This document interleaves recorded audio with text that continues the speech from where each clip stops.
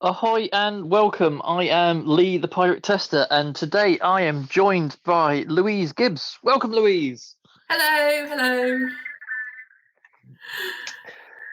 Today I'm going to go for a slightly different approach, mainly because Louise actually put in comments in the submission form, and you're the first person to actually put something really in there, other than what do we do? And you'd like to talk about speaking at events because that is how we met. Yeah, it really was. It's really exciting. I think I only just discovered meetups and started going to them, and that's obviously where I met Lee. Was at the mid-test meetup, which is absolutely brilliant. I really miss it so much.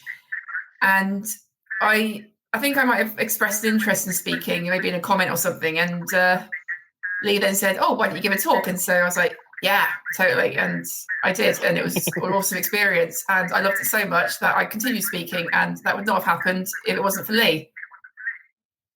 Because you've spoken at the meetup, what, two, three times now? And this is excluding the 99-second talks that you were very keen on doing. You were like me with them at Test Bash, where you're like, 99 seconds, yep, I've got an idea. I think the 99-second talks are the best invention from the Ministry of Testing.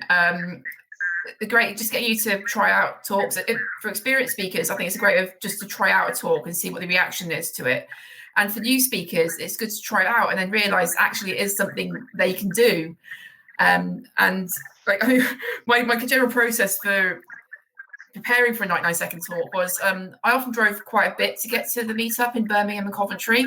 So I'd normally be practicing it while driving to the meetup. So it took me about like an hour and a half to get there, and I'd be like totally like on it and all planned out and doing it and perfected it by the time I got there. And I would say, like, I guess one of the things I do miss about remote working now is I think a lot of my talks I often practice while driving to work. So now there's no driving. There's no driving. I have to now practice talking in my spare time, which I actually have more time off because I'm not driving to work. But I think when you're driving to work, you're by yourself. You have that. You just got basically you and your thoughts. So I think it's a great way to practice talking. I think, yeah. And I know you've even used a 99-second talk you gave that you expanded into a full talk, because I remember you showing off the patchwork quilt you did, and you were talking about unit testing and picking it apart, and I know you've expanded that to a full talk, didn't you? Yes. I forgot about that. Although not at a testing event, I don't think. So I like to think of the ways to explain different types of testing, and I'm a big fan of quilting. So a patchwork quilt will have lots of different shapes in it, and you want to check the size, the dimensions of that, make sure it's correct, which is a bit like unit testing. You sew all these bits together, and you've got, I think those are like the points where the seams that so when you sew them together, and also the bigger collection, but that's like API testing or going deeper there. And then you have the whole thing, the whole quilt, which you've got as UI testing. You've got this beautiful quilt at the end, and you've got everything together. But of course, if one of those shapes is wrong, then you have to unpick the entire quilt. So it's always better to do unit testing as early as possible, because if you get those shapes right in the first place, you'll get fewer bugs making it through to the end quilt. And I developed that talk into a bigger talk. And what was it? It was a women in tech event that I went to, and they wanted about 15-minute lightning talks, so not full talks. And I thought it was perfect for that one, because there were people at this event who were not testers. Some of them were not even software developers. So this was like a general tech event. So it was a great way of explaining the general basics of testing using something fun, a more visual way, like quilting. And yeah, it was great fun. So yeah, I remember that one. That was great fun. I enjoyed that one. And like, do you know offhand how many talks you've done at big events, so not like local meetups and stuff? Because I know you have traveled internationally to speak? Yes. Very new to speaking that. I think that was like the first year I had talks at big events. So one of them was in Swansea. I can't remember the name of the event now. That was I think it was like a general software one, so developers and tested that one, which is great fun.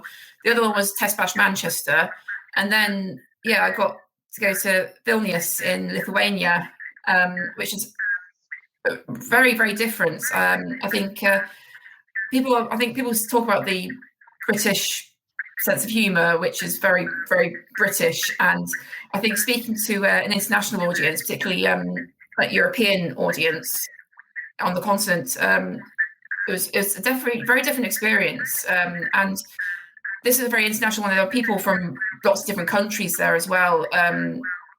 It's speakers as well, some coming from America, but also Swedish, I think Denmark, a lot of Europe countries, which I've never even been to. I think when I went to Vilnius, I think that was the furthest east I'd ever been in my life. So that was great fun, that one.